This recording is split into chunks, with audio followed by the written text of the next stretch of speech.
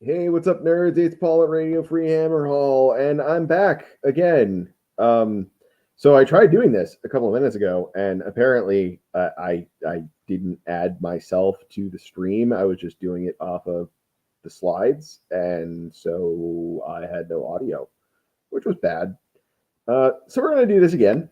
um, so Warhammer Weekly this week just did a video or a show on wishlisting for the next edition of Age of Sigmar, and that was something I had already been thinking about for a while. So I thought I would just jump on the bandwagon. Imitation, the greatest form of flattery. So here we are. I'm not going to rehash what they said too much. I just wanted to throw in some of my own thoughts and ideas. Uh, I made a whole bunch of slides for this, and a lot of it was just kind of like stream of consciousness. It's not very well organized. It was me just kind of jotting down a whole bunch of notes um, as I was just like brainstorming stuff. So I don't know. Enjoy this little journey into my brain. Um, I think overall, third edition is actually pretty good. Uh, it's not as good as the game could be, but it's probably the best the game has been since launch. So I think there's some adjustments that need to be made, some things that should be changed, both in the core rules as well as just how some things are being written in battle tomes and in our general's handbooks and all that jazz. Some core rules I definitely would like to see changed. Some stuff I think we need to get rid of because I think it's kind of toxic and bad. Um, but I think overall we're in a pretty good place, and just thought I would throw out my ideas for how we might be able to make this better. All right. My number one pet peeve that I've been really having with Age of Sigmar recently is that your general just doesn't matter that much anymore, at least compared to what it was in early days of Age of Sigmar. For those of you who may be new to Age of Sigmar, um, in first edition, your general was the only unit on the battlefield that could issue commands. And now we have gotten to a point where everybody on the battlefield can issue commands to themselves. And I think that's kind of dumb. I think having a general that's a leader and having your heroes also that can do stuff, um, I think it shifts a sort of focus to the leadership of an army. And if you have too much going on where like the units can really operate just on their own, it feels off to me. It feels like you want to have like these certain important pieces on the battlefield that are leading the army, and you need to protect them, or if you lose them, you're going to lose more than just their value in combat, right? Or even the value of what's on their war scroll necessarily.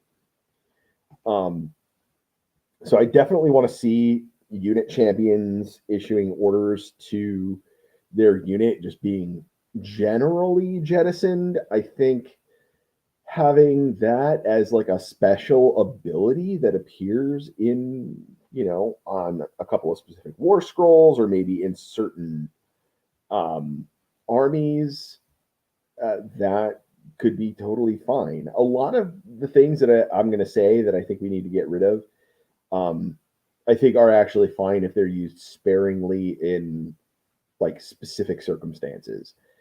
But when we have like rally being available to every freaking army, I think that's just bad. Rally, I think, is a fine command ability, but like the amount of armies that we have that have rallies on a 5-up or rally on a 4-up, like that should be the kind of number of abilities that we have out there that can rally, period. Not like rally plus. And even then, I think we still have too much of it. That it makes sense to have an ability like rally on, I don't know, like an army like maybe Skaven or Gits, like armies where you just have like an unending horde and stuff just keeps kind of like coming through the cracks at you. Um, or maybe that could be like a good way to rewrite like the Zinch uh demons, like the horrors, instead of just having them automatically split, have like a rally sort of ability to potentially get some of them back. um that sort of thing. All out attack, all out defense, I think those are just bland and boring, and I really wish that we could just get rid of those and um, have more interesting things. I think all out defense is oddly enough like too powerful. Um, between rally and all out defense and heroic recovery and all of the other like returning slain models abilities and um, healing abilities, those sorts of things, like stuff should die more. Like way too many models are sticking around on the table, guys.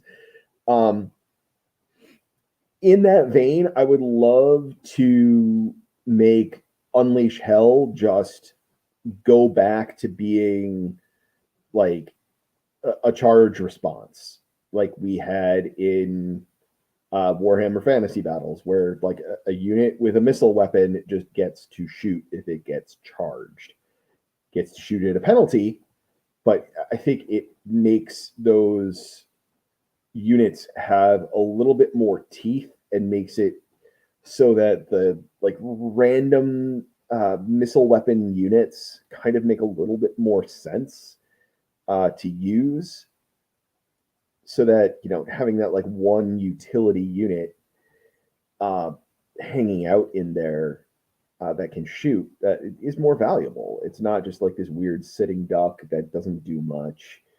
I don't know. I would like it.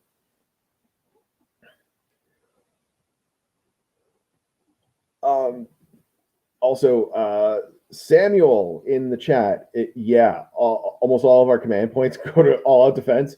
Yeah, but fun fact, like top tables at big tournaments, yeah, their command points are being dropped into all out defense too. You're definitely doing it right, and it's the guys writing the game that are doing it wrong because it's just way too powerful, and it's at the same time really, really boring.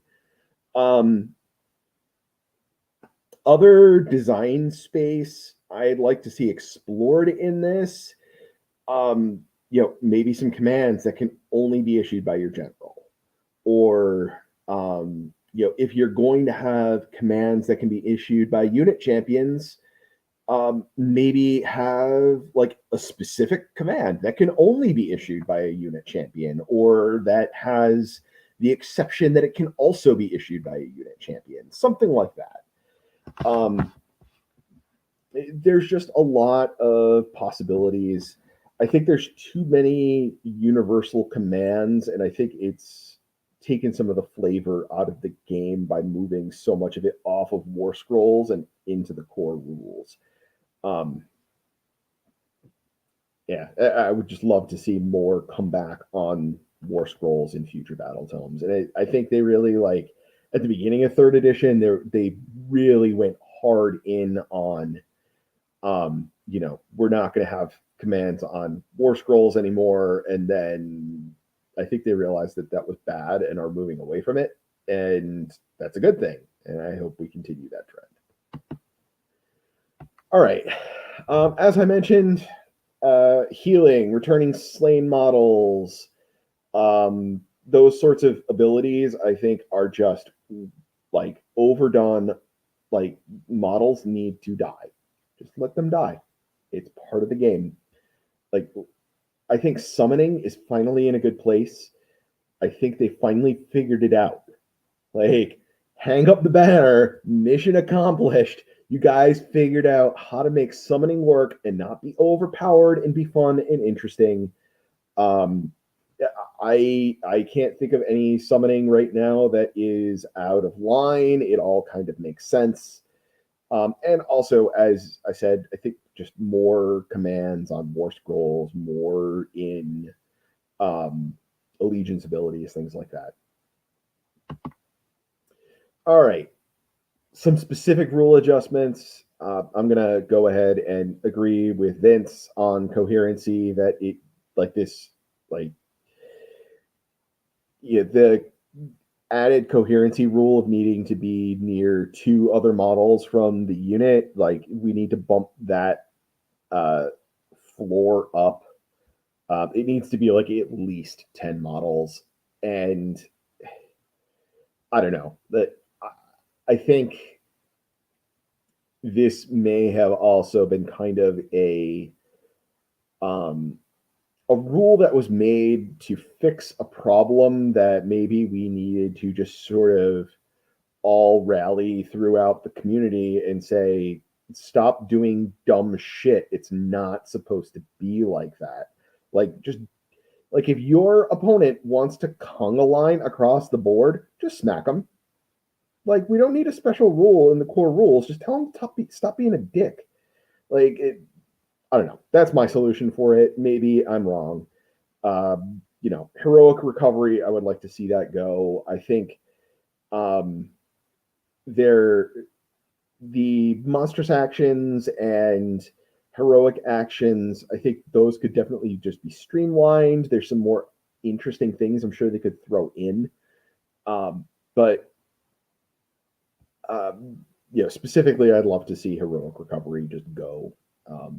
I don't think that everyone should just have access to healing all the time. And the fact that it's checking against bravery is just so odd. It just doesn't make a lot of sense to me. The Galatian veteran battalion rule, where basically everybody fights in two ranks. I just make that a rule all the time. It is clearly popular in the community. Figure something out. I don't know if it's just make it all battle line do that, like, or all unmounted battle line, something like that. Or just go through all the war scrolls and everything on like a 32 millimeter base, just like give it that special rule, or give them all a 2-inch reach. One of the two. Like, there's so many things that are just bad because they're on a stupid base size and somebody wasn't thinking clearly when they put the melee range on the war scroll. All right. Here's one that I think I actually disagree with something that Vince was saying a little bit. Keywording rules. I think the model that Magic the Gathering uses is actually basically what we should be doing. And those that are not familiar with Magic, which I mean is probably like none of you, but anyway, I will just repeat myself anyway. They use keyworded rules, but they have reminder text on the cards. So they have the big bold keyword, and then they have a little, explanation of what that does underneath it.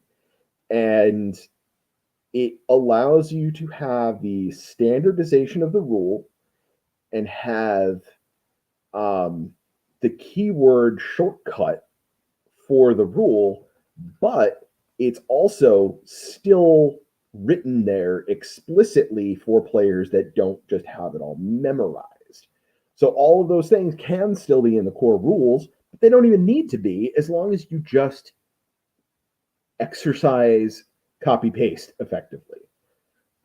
Just make it all the same. And some of these we kind of already have, but they're not like well done, right? Like, always strikes first, always strikes last. Like, there's rules for that in the core rules, but like why it's not just keyworded, I don't understand. I think it just needs to be more explicit. Ethereal, armor save can't be modified. Sweet. Like, Like, why can't we just call that ethereal on every unit with that ability? I don't know. Bodyguarding, where a hero passes off wounds to a nearby unit. Like why can't we just keyword that and make all of the units work the same that do that ability? But again, let's not overuse these things. But like, they could be there. Like, they can be standardized. They can be keyworded. It's not hurting nobody. All right. Here's one that I have talked about before. I think I've done a couple of videos on this in the past. Force organization. Our current force organization structure, I think, no longer makes any sense whatsoever. Our force organization that we currently have in Age of Sigmar has existed in almost the exact same form as it is currently ever since first edition Age of Sigmar. Since the very first General's Handbook, we have had the exact same limitations on number of heroes, number of battle line, number of artillery, number of behemoths. I think having limitations on artillery and behemoths, first of all, don't even make sense anymore. Artillery, there's almost none of it left in the game, and I'm not sure why it's limited to begin with. Like, almost none of it even gets played by anybody. Most of it's kind of bad. And in those places where you might want to, like, look at like Cities of Sigmar. The city that is all about artillery lets you play with more. So I don't know. Some of this stuff just, I don't know. Like, are there any behemoths that are a problem that you could actually conceivably run more than 4 of in a list? And how many armies are out there that have some sort of exception to that? Sons of Bahamut, Ogre Maw tribes, Flesh Eater courts, probably others that I'm just not thinking of off the top of my head. There's any time that you would want to go over that, you've got a special rule letting you go over that anyway. So why are we limiting it? It doesn't seem like it makes sense. And anything that is at a low enough points level that you can fit more than 4 behemoths into a list, they're not going to be a problem. Most of them are, not as good as we would like them to be. Endless spells were one of the limitations that got added in late 2nd edition. And then in 3rd edition, they changed the rules about how endless spells even worked. And I think it just kind of invalidated the need to have a force organization limit to endless spells, but we kept it around anyway. So again, little history lesson for the newer people in the crowd. There was a point in time where endless spells were in no way limited. They were all impassable, so you could not go through them. You had to either go around them or fly over them. And at that point, many of them were very inexpensive. The average was a lot lower than it is now. So there were a couple of lists out there that were just no fun at all, that people would pack in a ton of endless spells, and they would use them to effectively almost create like impassable terrain on the battlefield and just kind of create like a barrier. It forced your opponent to go around it. They could just zone off the battlefield with magic.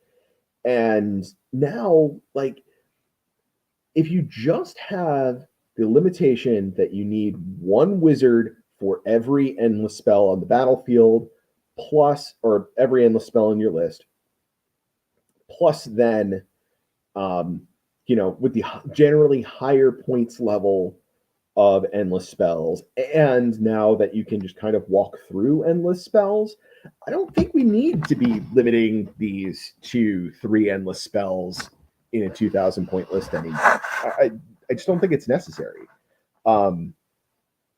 You're basically limiting it to 6 to begin with that way. And if your average endless spell is like 50 points, if you're going to take 6 endless spells, it's 300 points. That's 15% of your list. That's a lot. And to do that, you need 6 wizards. Every single hero slot needs to be a wizard to do that. So, I don't know.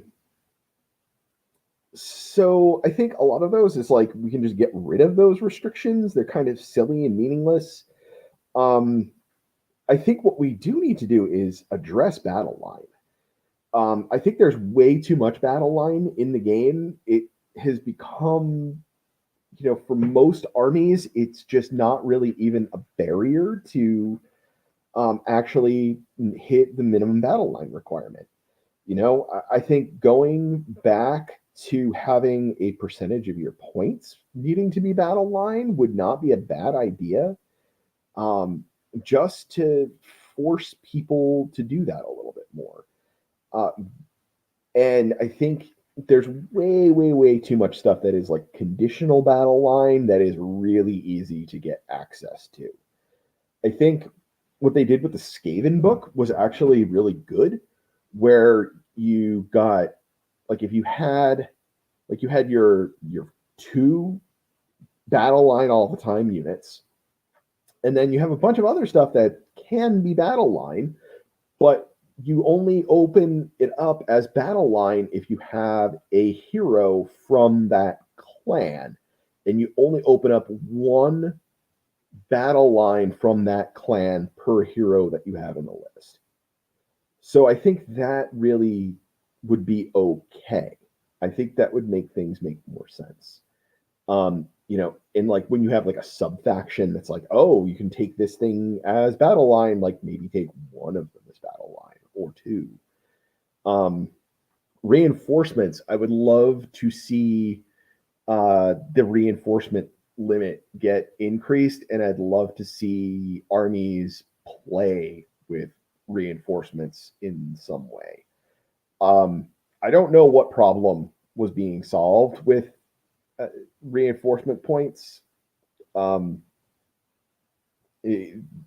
this is another one of those things that like radically shifted over the history of Age of Sigmar. When points were first introduced to the game, you actually got a discount on points for running maximum unit sizes.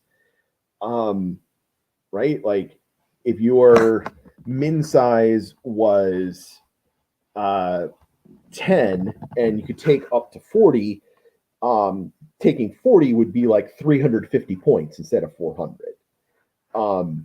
And now it's like it's completely inverted. Not only are you not getting a discount, like you're being discouraged from taking large numbers of in units. And I'm not sure why they did that. It's kind of odd to me. And I don't know, like I kind of get the regulation of reinforcements thing, but there's some units that it feels wrong and weird. Like, I don't know, like we have these odd, like minimum unit sizes or unit sizes that are from like really old kits having weird numbers of things in them. Like why rat ogres? Like why are they units of 2? And why? Like what is the gameplay function that we can't ever take a unit bigger than 4 of rat ogres? I don't know. I don't think that's breaking the game, guys. And I think it would be great to see special rules in battle tomes that just play with that. I think we only have one example of that happening so far. I think it was Daughters of Cain that did that. They could take 1 extra reinforced unit. I would love to see something on a war scroll that was like, this can be reinforced 3 times, something like that, or it can get an extra reinforcement without spending a reinforcement point. There's lots of design space that they can explore in there, and I don't know why they haven't. All right, battalions. I have to say, I actually really like that they went to core battalions instead of war scroll battalions. War scroll battalions were like really super unbalanced and wild and crazy, and I think conceptually core battalions are they make a lot more sense. I still think like battle regiment is kind of a problem. Like it's just too good compared to all of your other options. I would really love to have a situation where, getting like, not that it's impossible to have a 1-drop list, but you have to make some real sacrifices to get there. Battle regiment does not make you make sacrifices. I'd like to see some other abilities in there.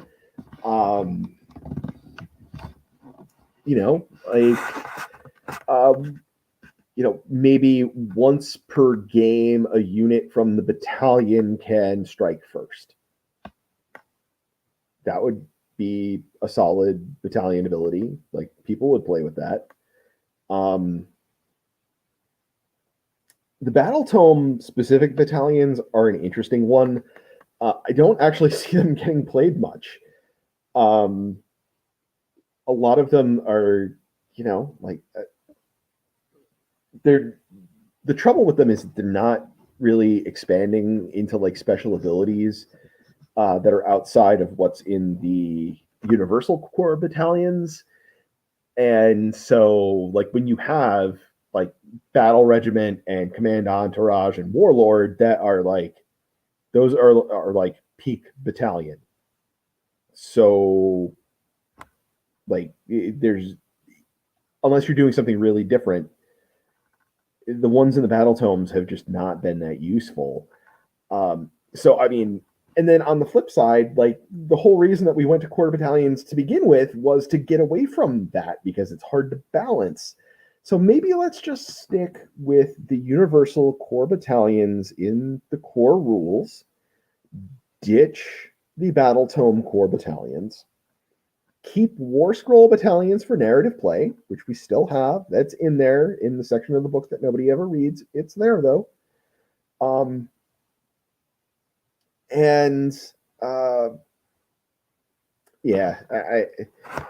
just would love to see more variety in these battalions, and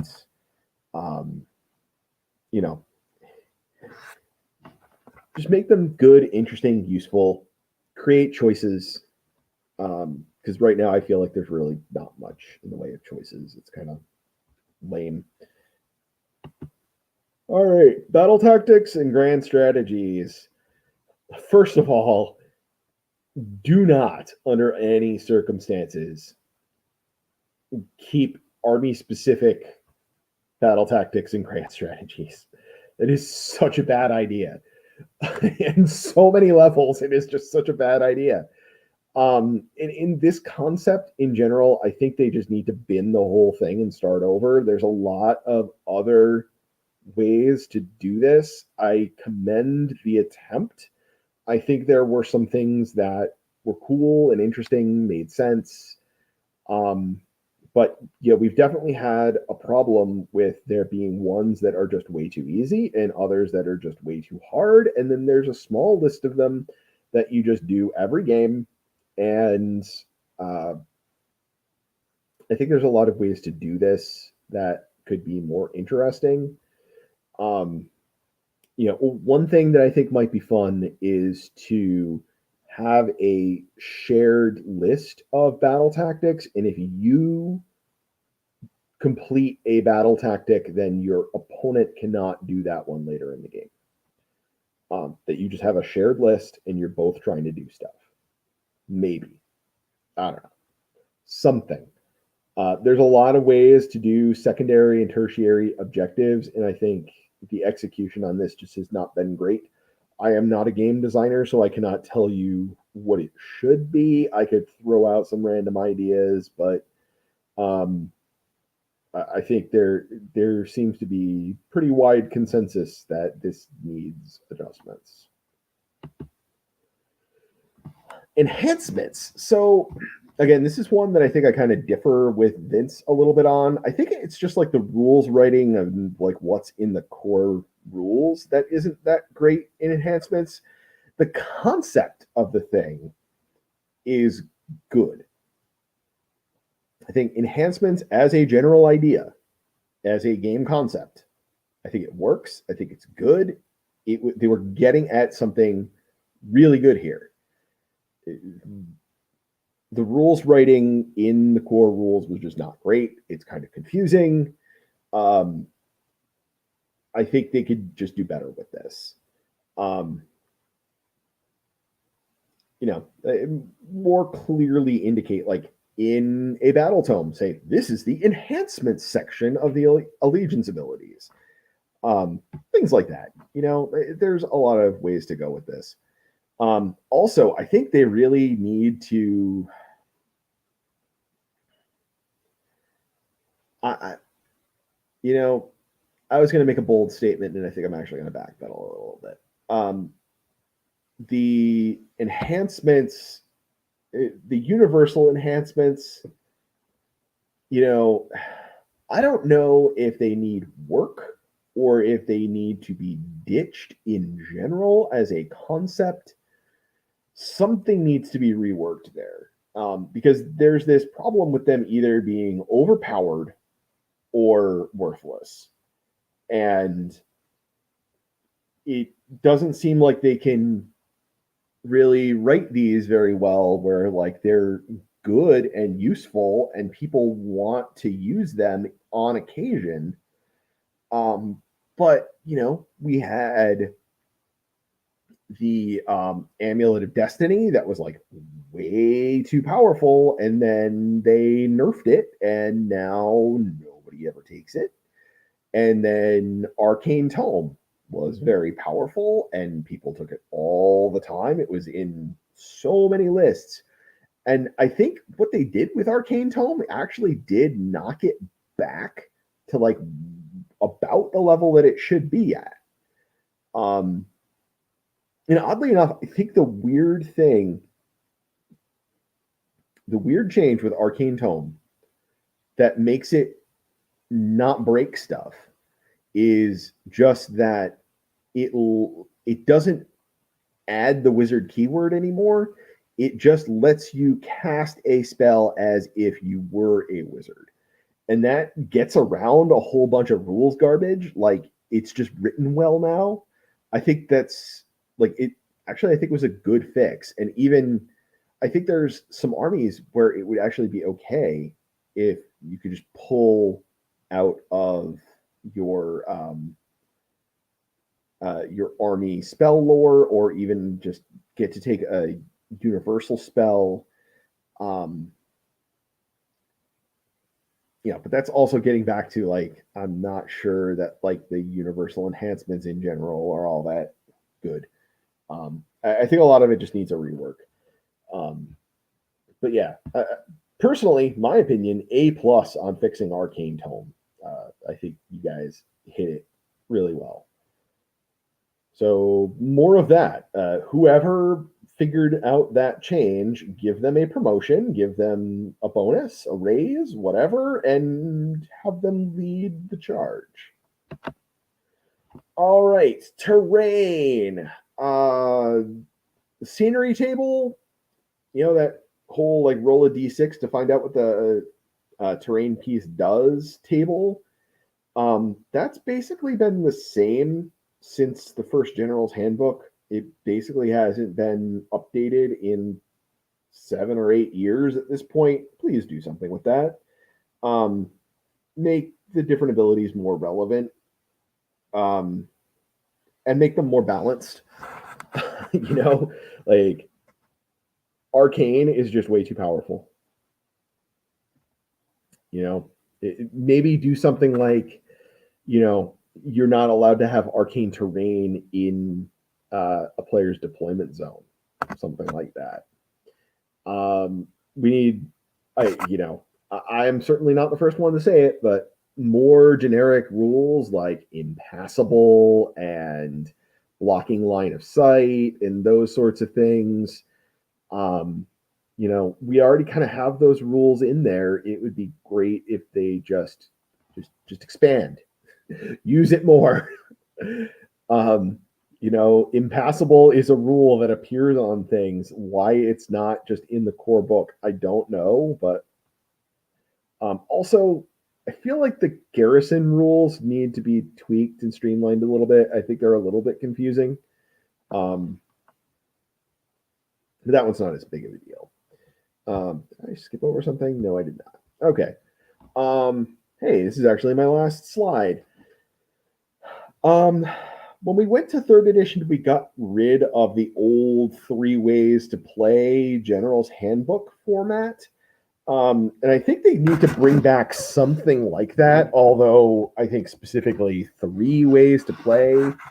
I think that was kind of a fumbled concept from the beginning. What I think we really just need is like, every General's Handbook should have multiplayer rules. It should have Path to Glory stuff.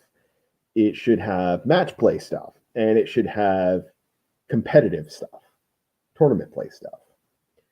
And I think that currently match play and competitive tournament play have really just all been blended into one thing. And I think we need to bust those 2 things out, so that we have, like standard heads up, pickup game sort of play that we can have, that just have match play, and then have a tournament pack that is like, this is the hard-nosed competitive stuff, right?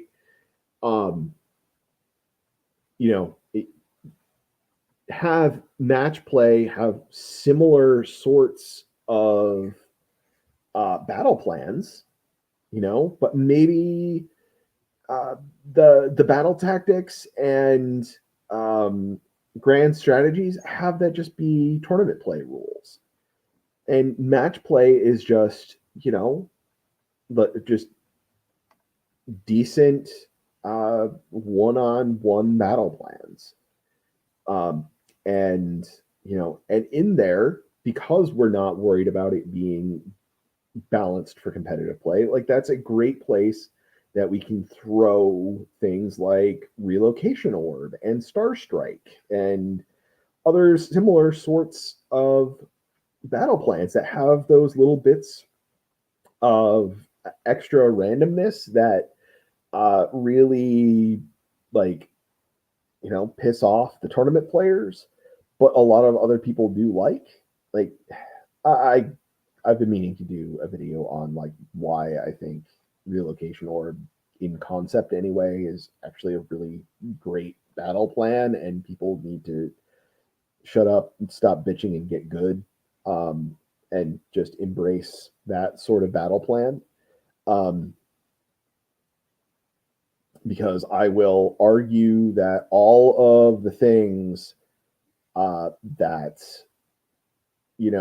people like, the same people that will be mad about a battle plan like Relocation Orb, they'll go and defend priority roles, and like the same argument really can just be made for both things.